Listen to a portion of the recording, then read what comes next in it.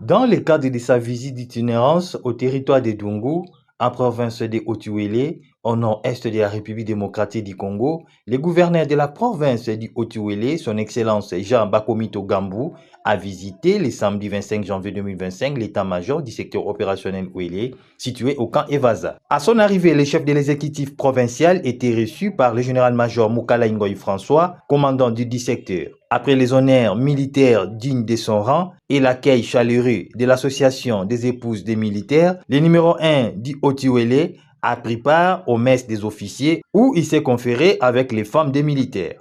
Prenant la parole, le gouverneur Jaba Komito a, au nom du commandant suprême des forces armées de la République démocratique du Congo, Félix Antoine Tshisekedi Tshilombo, rendu un vibrant hommage à ces femmes pour leur soutien tant moral que physique à leurs époux. En outre, il a exhorté l'assistance à la vigilance à ces moments où le pays est confronté à cette guerre barbare imposée par les terroristes du M23 et leur commanditaire, le Rwanda. Émerveillés par cette visite, les mamans ont remis 2 chèvres à l'autorité provinciale en guise de reconnaissance. Le numéro 1 de la province du Haut-Uélé a à son tour remis à ses mamans une enveloppe qui s'élève à la hauteur des milliers de dollars afin de résoudre tant soit peu quelques problèmes liés à leur association. Au sortir de cette rencontre, son Excellence Jaba Komito s'est exprimé en ces termes. C'est grâce à nos vaillants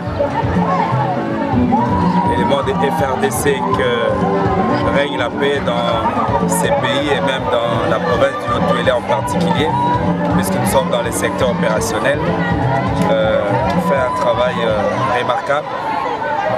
Je suis venu encourager pas simplement les hommes en uniforme, mais également les femmes, les épouses de ces vaillants combattants, en commençant par le général lui-même, pour les efforts qu'il déploie tous les jours pour que notre province puisse demeurer une œuvre de paix et une province où il fait beau vivre, où les personnes et les biens, ainsi que l'ensemble de nos frontières soient sécurisées, comme le veut son Excellence M. le Président de la République. Maintenant d'ici, surtout des épouses militaires qui se plaignaient un peu de manque d'école, et ce qui posait un peu trop de problèmes. Il y avait des cas d'agression contre les enfants des militaires. C'est comme ça que le gouvernement provincial avait décidé de construire une école ici. Je suis venu donc annoncer au moment aux épouses militaires que les travaux vont commencer, les fonds sont déjà disponibles et que les travaux vont commencer incessamment.